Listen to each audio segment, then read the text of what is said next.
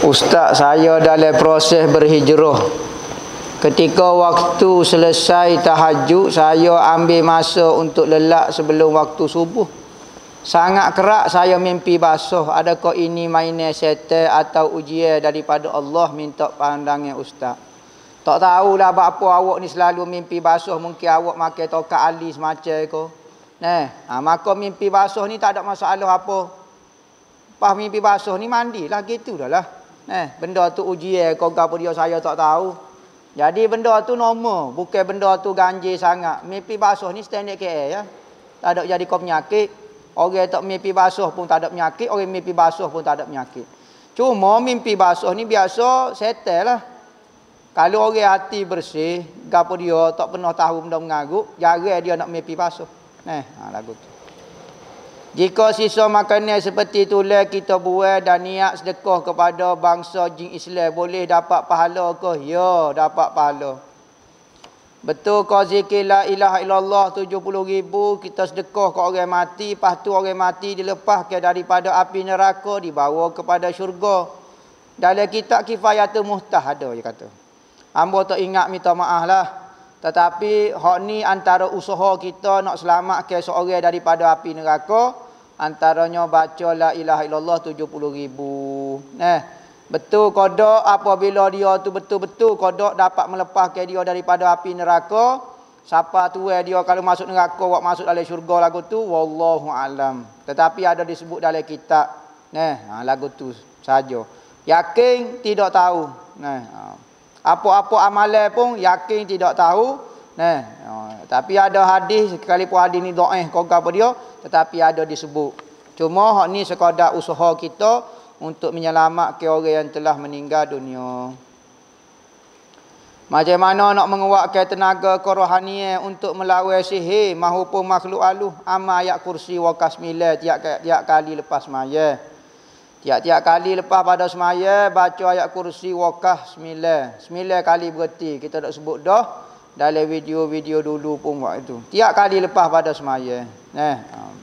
Insya-Allah kuat rohani kita. Dulu masa saya budak saya pernah mencuri.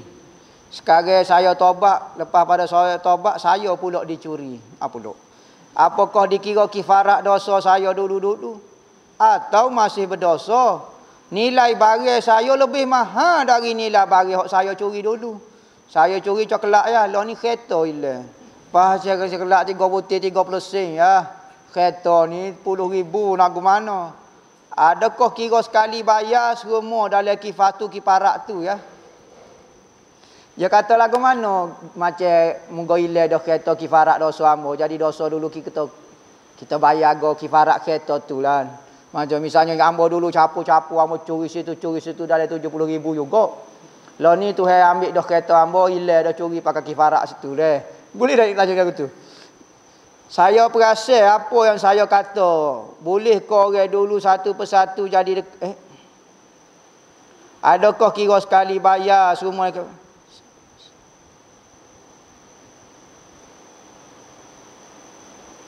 saya perasan satu persatu hak saya buat kat orang dulu berlaku balik kepada saya. Lagu mana ni? Gini. Masalah kesalahan kita wajib kita bertaubat dengan Tuhan. Kalau kita salah dengan manusia wajib minta maaf dengan manusia. Kalau benda tu dia suruh bayar ganti rugi wajib nak bayar ganti rugi. Masalah orang kata barang mu ni lah ni jadi sial, barang kena curi sebab mu curi dulu. Hak tu betul kita kata lepas tu pakai kifarat dosa saya lah, saya tak perlu minta maaf dah lah dari kifarat dah. Tak juga. Hak kesalahan tetap kita kena minta maaf. Hak kesalahan kita tetap kita kena minta maaf. Kadang-kadang benda itu nak mengkifaratkan sahaja, nak mengajar kita sahaja. Jangan kata pakai kifarat dengan kat lah, pakai selesai dengan tu tak juga. Saya kalau lepas sujud lama sikit bangun gelap mata. Walaupun gitu saya masih boleh baca tahiyat. Adakah dikira pitam ke? Kita darah rendah bangun akak kepala jadi gelap mata. Lepas tu kita kejam mata baca tahiyat sampai sudah tu. Dikira pitam tak? Pitam tu lagu mana? Kita bangun akak dahi daripada sujud, tengok celak sepitar dah. Tu pitam orang panggil. Tapi kalau duduk dengan baca dah tahiyat lagi tak pitam ke mana lagi.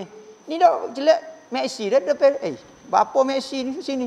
Apa selok seminggu dah kita. Ha tu panggil pitai. Ni tak pitai lagi dah. Sah semaya. Apa beza zindik dengan munafik? Zindik ni orang tak ada agama. Munafik ni orang tipu-tipu dalam agama. Dia kafir tetapi tipu-tipu zahir nampak macam Islam tetapi dia munafik dipanggil. Nah. Apa maksud Allah mencipta langit dan bumi dalam 6 masa? Gitu maksud dia. Tuhan cipta langit bumi dalam 6 masa. Apa ya?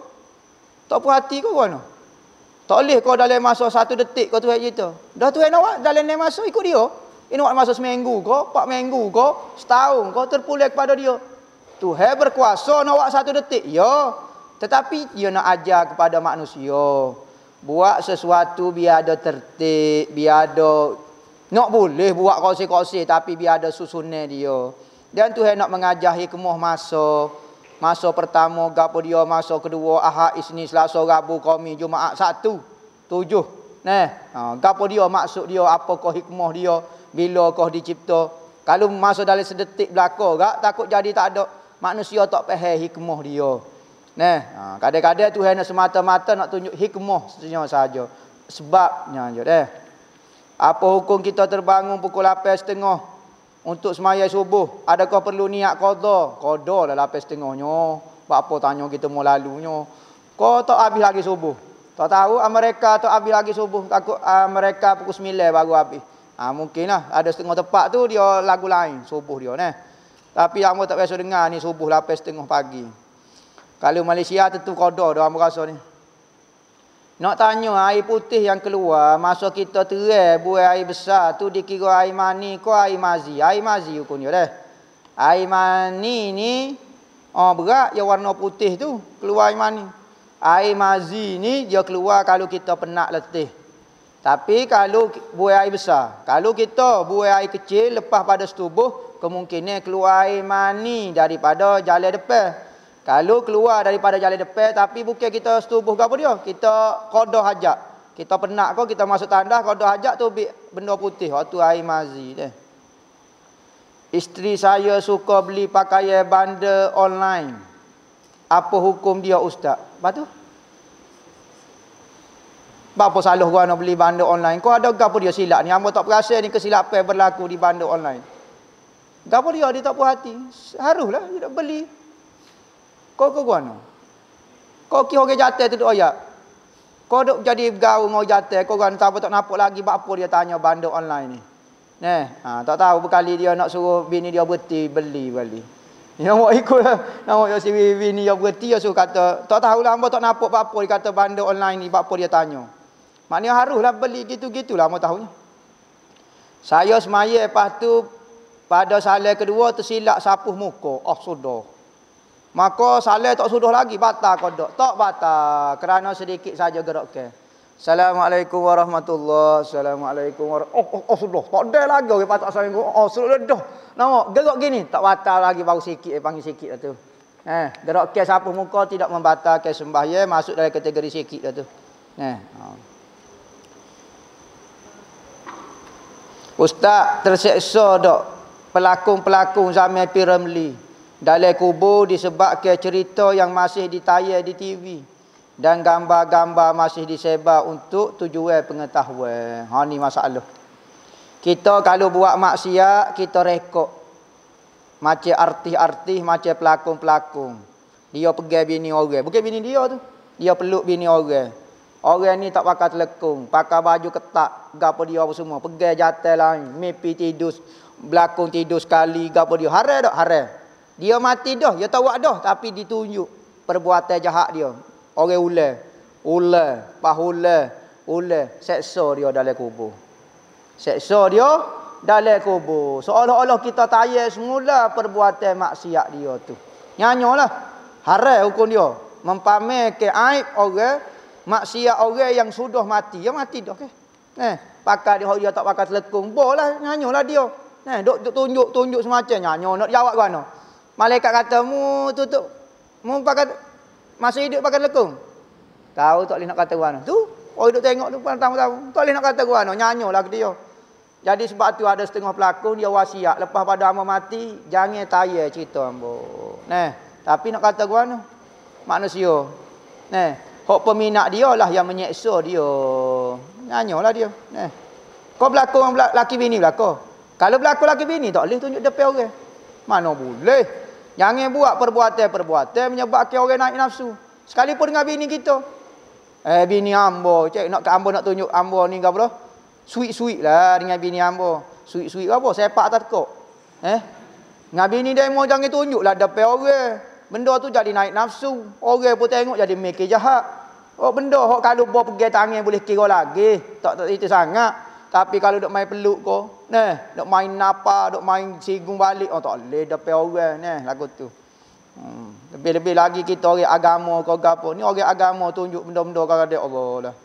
Orang kampung tak buat lagu tu. Biarlah nak apa sweet-sweet pun. Lepas tu dok tayar dalam gapo? Instagram lah, dalam Facebook lah.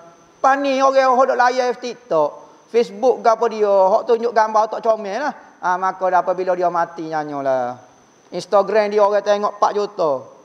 8 juta orang tengok. 25 juta orang tengok. Nak sapuh lagu mana gambar dia. Sebab tu kena berhati. Jadi kita ni jadi jahat biar kabar-kabar lah sikit. Ustaz, soalan saya berkenaan kitab Pati Rahsia. Terjemahan bekas Mufti Kelantan. Adakah kitab ini betul sesat dan mensyirik ke Allah kerana dikatakan mengandungi amalan-amalan sihir seperti yang didakwa oleh beberapa orang penceramah dalam media sosial.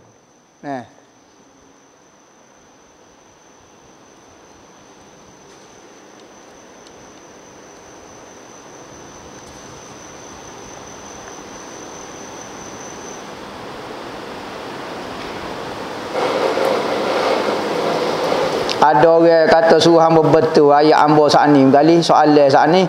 Masalah air wadi tu. Air wadi tu masa penat. Kalau kita penat akan keluar air wadi.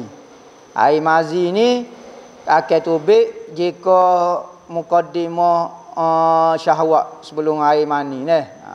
Tapi air soalan sini air mani dengan air mazi. Kalau air wadi tubik ketika kita penat. Air mazi kalau tubik warna putih, itu air mani. Kalau tubik air warna cerah, air mazi. Mazi hukum dia najis, mani hukum dia bersih. Tetapi wajib mandi pula kalau tubik mani. Apa hukum kitab Pati Rahsia? Pati Rahsia ni dikarang oleh seorang ulama. Dia ni Perdana Menteri Datuk Paduka, tak ingat dah. Perdana Menteri Kelantan dulu. Sezamai dengan Tok Kenali. Dia ni satu perguruan dengan Tok Kenali. Anak murid kepada Syekh Ahmad Al-Fatani. Kita nak kata kitab ini sesat. Berarti anak murid Tok Kenali ni sesat dah. Kerana apa? Kerana ada benda-benda yang mengandungi macam-macam dalam kitab Pati Rahsia. Pertama, hok ambo dengar mengenai kitab Pati Rahsia ni. Kedua, pertama, ada kata bukan dia yang karang. Bukan dia yang mengarang. Kedua, kalau betul dia karang, dia yang bertanggungjawab. Bukan orang jahil dia ni. Orang alim, Masya Allah. Berbanding dengan ustaz-ustaz di media sosial tu, hamba rasa jauh bumi dengan langit, tapak kaki dia baru. Dari sudut ilmu, orang yang duk bahas kata pengarang Pati Rahsia ni, ajaran dia sesak lah, apa dia ada sihir ke? Hamba tengok dari sudut pengajian kawan ni berbanding dengan orang yang duk komen dia tu, lawan ayah dengan anak. Gitulah martabat dia. Jadi sebab tu Pati Rahsia masih lagi dicetak sebab di pengarang dia. Nak komen panjang-panjang, nak sokong 100% tak boleh juga. Nak nafi 100% tak boleh juga. Sebab ilmu ni ada perlu diberitahu kepada orang awam, ada tak boleh beritahu kepada orang awam. Hak ni, hak dia ceramah ni tak tahu apa. Saya hanya mengkaji. Saya buat kajian research mengenai ajaran-ajaran sesat di Malaysia. Dia pun ambil lah ajaran sesat. Menurut dia tu sesat. Maka dia pun kata sesat. Menurut dia kata sesat. Gitu saja. Jadi hamba nak komen sangat pun tak lah. Kena mari kecek betul lah Pati Rahsia ni. Ustaz, apakah beza munafik dengan fasik? Munafik ni orang yang luar nampak baik, dalam jahat. Fasik ni jahat dalam dan luar. Tu, di luar nampak jahat panggil fasik. Apa hukum bekerja sebagai security tempat jual arak ataupun hiburan? Haram hukum dia. Man aana ala syai'in fahuwa syarikuh. Siapa dia tolong sesuatu, maka dia dipanggil berkongsi buat sesuatu tu. Tali pusat bayi elok tanah kau sipai. Ikut petua orang-orang otai dulu lah, orang-orang tua dulu suruh sipai. Sipai lah. Lah ni kajian kata tali pusat budak itu merupakan ia panggil apa? Sampel yang paling tepat. Kalau bab penyakit budak ke apa nak cek di tali pusat. Jadi kalau kita tahu kita boleh cek. Nak patu je macam-macam lah tali pusat ni, kelebihan dia. Untuk boleh buat penyakit demam dia ke, kita demuh dengan tali pusat ke, tu ada kelebihan orang tua dulu. Yang orang sekarang duk kaji siapa keluar ni tak pandai. Sebab orang tua lebih bijak daripada orang sekarang. Semua petua orang dulu tak dapat dikaji oleh orang lain ni sebab orang tua ni tak siapa ilmu dia. Bapa dia sifat ada hikmah dia. Apa hukum menangis dalam solat? Menangis kalau tak sengaja tak apa, kalau sengaja awak menangis. Batal sembahyang. Kalau tak tahan tiba-tiba itu juga batal tak sembahyang, batal sembahyang. Menangis dalam sembahyang ni batal kecuali tak boleh nak tahan sangat. Kita tutup dah muka bunyi. Bunyi. Tak apa dimaafkan. Ustaz, saya pakai tiup kencing. Tiup kencing ni tak berasa nak kencing. Dia pakai tubik je. Bagaimana cara nak semaya? Semaya dah. Masuk waktu, ambil air semaya, bersihkan tiup kencing tu dulu. Lepas tu ambil air semaya, semaya lagu tu. Air kencing tu titik kogam dia terpulang kepada dia, dimaafkan. Apakah hukum bersedekah kepada non-Muslim? Ya, dapat pahala. Dapat pahala, tak usah bimbang. Kebaikan tak syarat buat kepada orang Islam saja, kepada orang kafir pun kita disuruh untuk buat baik juga. Apakah hanya 3 waktu diwajibkan minta izin untuk masuk ke bilik orang dewasa? Adakah orang tak balik wajib meminta izin untuk masuk ke bilik mereka? Terima kasih.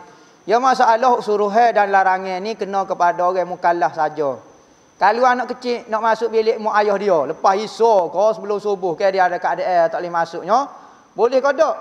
Moga dia tak dosa budak kecilnya tahu apa dia. Tapi moleknya jangan ajar budak-budak.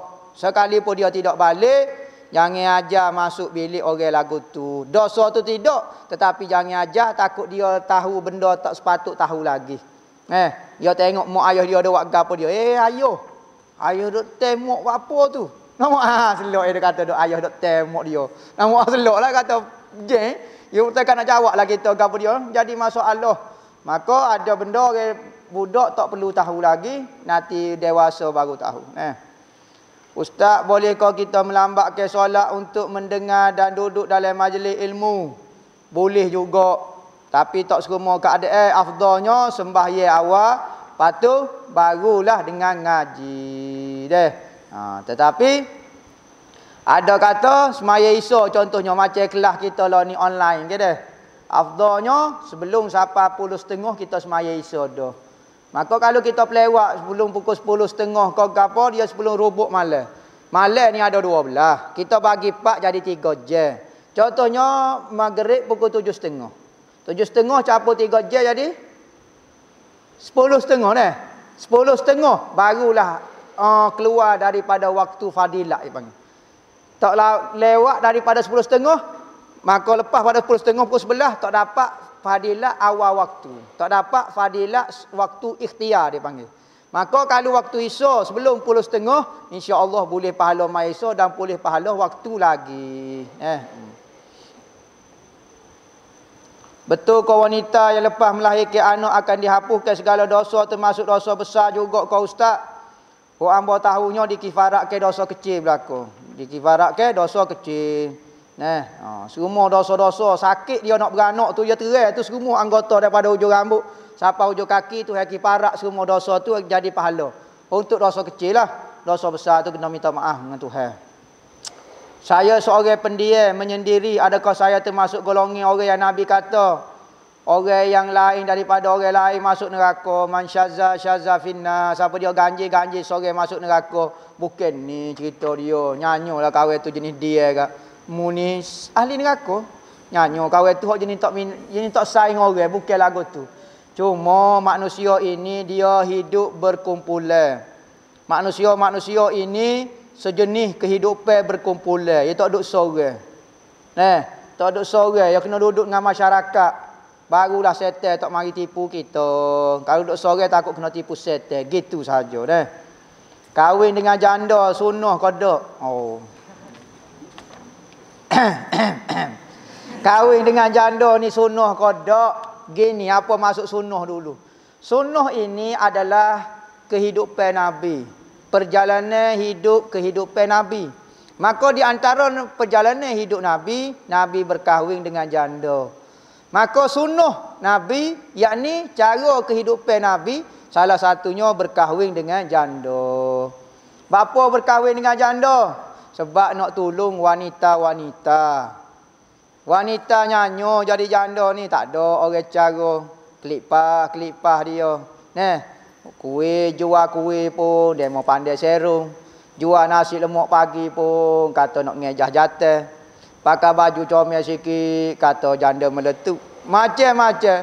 Jadi Nabi nak jaga perempuan-perempuan. Hok janda ni orang kaki kena fitnah semacam. Hok fitnah tino juga. Janda tu mari nyanyo. Kalau dia mau jadi janda ke mana? Tidak kau dia mau jadi gelinya juga. Dok, sedap kata kau orang ni.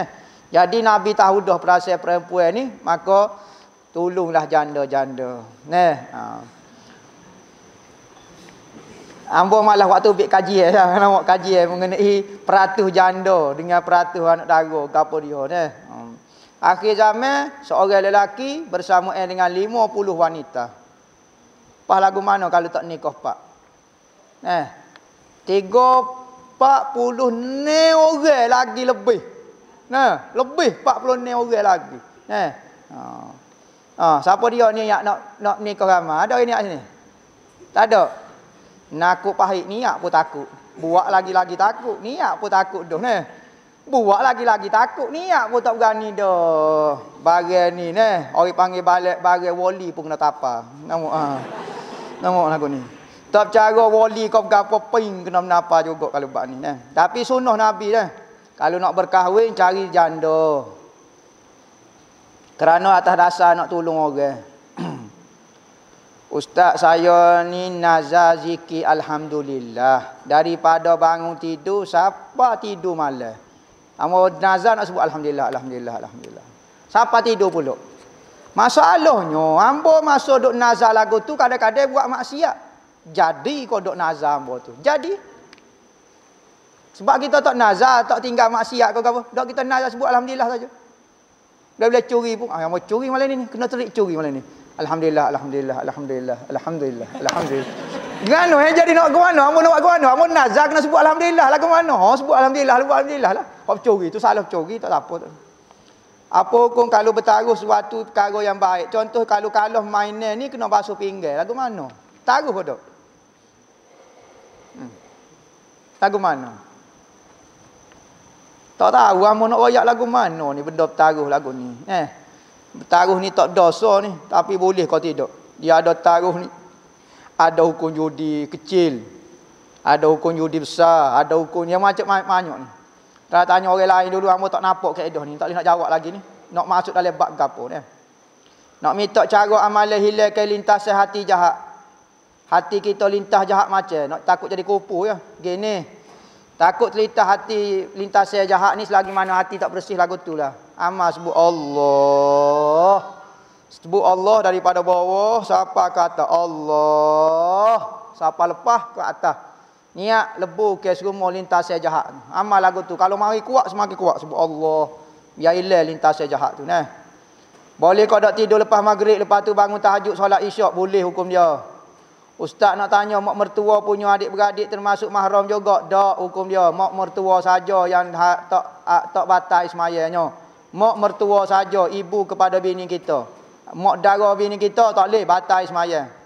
Perlu kau dak ulai balik solat fardu, mendarat di daratan, maya dalam buk lagu mana. Kalau kita semaya dalam buk tu kita letak sauh dah, maka tu tak perlu ulai dah. Tapi kalau kita semaya dalam buk gerak, maka kena ulai pula. Hamba nak tanya, saya orang awal, saya seorang perempuan. Adakah boleh hamba salih dengan Nabi dalam syurga pula? Allah, tak cerita hamba. Orang Tino nak salih dengan Nabi dalam syurga, tak tahu hamba tak boleh nak royak. Dia hamba peminat sungguh Nabi. Mana yang dalam syurga hamba nak salih dengan dia? Hamba peminat orang Tino apa ya ke mana? Hamba tak tahu, tak cerita lagi. Adakah masih disyariatkan lagi haram bersentuh lelaki dan perempuan sampai dalam syurga? Ingat, dalam syurga ni asalnya tak ada syariat dah. Tak payah semaya, tak payah banyak dah syariat tak ada. Bahkan ada benda tak boleh buat di dunia, boleh buat di akhirat. Contohnya nikah. Nikah dengan mak saudara boleh? Rasa? Mak saudara boleh. Nikah dengan mak saudara. Lah ni tak boleh. Tapi di akhirat boleh. Nikah dengan adik-beradik tak boleh. Mak ayah tak boleh. Tetapi kalau mak saudara kau boleh nikah di akhirat. Ada benda arak boleh minum dalam syurga. Jadi ada syariat ni dalam syurga ni tak ada dah. Macam setuh laki perempuan kau apa. Cuma hamba tak ada tak jumpa nah lagi orang Tino peminat setia Nabi Muhammad boleh salih dengan dia. Dalam syurga. Hamba tak boleh nak ayat kata, oh tak ada dah syariat haram salih dengan lelaki. Sebab atas muka dunia Nabi tak salih dengan perempuan. Sebab syariat ajar lagu tu. Ketika bai'ah pun Nabi tengok saja, Nabi letak kain kau Nabi gapo, Nabi tak sentuh. Kecuali lelaki Nabi akan salih. Hamba tak boleh nak ayatlah jawapan dia. Kata ke saya ada 3 orang anak. Zakat emas wajibnya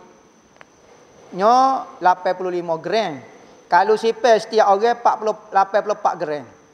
Adakah saya dikenakan zakat walaupun yang membeli emas itu adalah saya walaupun diberi kepada anak-anak? Lah ni emas tu milik siapa dia? Kalau emas tu milik anak, nama kalau baru 84 gram maka tak payah bayar zakat.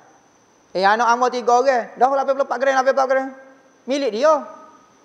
Naiklah kata cukup nisab, muka nisab 85. Gabung sekali dak ya harta lain-lain ke. Tak kena zakat lah. Boleh kau dak beri kata semangat untuk orang yang kehilangan ahli keluarga mereka di musim wabak ni. Gini masalah orang yang kehilangan ahli keluarga, orang yang dia sayang ketika musim wabak ni. Lah ni kematian, kehidupan adalah ujian. Kita hidup pun ujian, orang mati pun ujian, kita mati pun jadi ujian. Cuma kita kena fikir, orang antara kelebihan orang yang mati di musim wabak, antara kelebihannya adalah pahala syahid, dapat pahala syahid kerana mati kerana wabak. Dan orang yang mati tu kita tak sepertikanlah, apa penting diri kita tu lagu mana. Mudah-mudahan kita berdoa orang yang mati kerana sakit tu mati dalam molek. Mungkin sebelum daripada dia mati dia bertaubat dengan Tuhan, dia merintih dengan Tuhan, maka matilah dia, maka diampun dosa. Agak-agak lagu tu nya.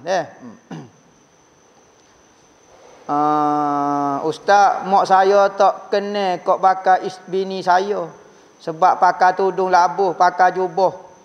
Kalau saya kahwin juga dikira derhaka kodok. Saya nak bini tutup aurat. Maka boleh kita nikah. Bapa lah mak dia tak minat orang pakai tudung labuh dengan jubah ni. Takut bukan kita tudung labuh takut perangai kita Kena tanya ni, bini kita ni mu perangai tak jurus. Bapa mu pakai telekung orang mak kita tak minat. Ni jangan kita takut kita kata kok tok tua dia pula, mak dia pula. Ni cerita ni sekerat baru ya royak, ni cerita pihak dia. Tak dengar lagi cerita mak dia. Lepas ni soalan mak dia pula kata. Nipu soalan atas tu. Ojeng ambo. Ambo jawab dah, ambo ingat betul. Jadi tambah tak boleh nak royak apa sebab dia tak minat kepada jubah dengan gapo ni. Kadang-kadang bukan salah di jubah, kadang-kadang dari sudut pergaulan kita. Perangai pakai jubah dah, telekung labuh dah malah pahit. Siapa dia minat? Duk main game pacu, pakai telekung labuh dah. Kecek huduh beru. Malah pahit, kedekut pahit. Pahit semua jenis pahit duk dia belaka.